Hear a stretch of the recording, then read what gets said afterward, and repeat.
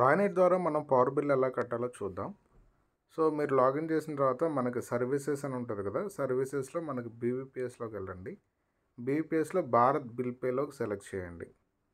Select చేసినప్పుడు ఇక్కడ category వస్తుంది. కేటగిరీ వచ్చేటప్పటికల్లా ఎలక్ట్రిసిటీ సెలెక్ట్ చేయండి.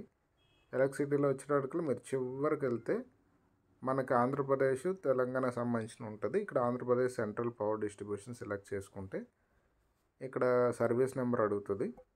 సర్వీస్ నెంబర్ మనం ఎంటర్ చేసి ప్రొసీడ్ క్లిక్ చేయాలి.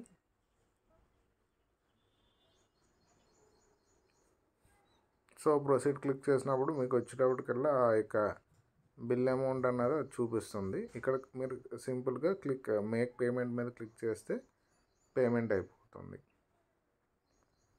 సో పేమెంట్ అయిపోయిన తర్వాత అది వచ్చేటప్పటికల్లా దాని స్టేటస్ మీరు చూడాలనుకుంటే మీరు బ్యాక్ వచ్చేసి ఎంఐఎస్లో ట్రాన్సాక్షన్ రిపోర్ట్ సెలెక్ట్ చేసుకుంటే ఇక్కడ టుడే సెలెక్ట్ చేసుకుని వ్యూ సెలెక్ట్ చేస్తే మీకు ట్రాన్సాక్షన్ స్టేజ్ సక్సెస్ అయిపోయింది.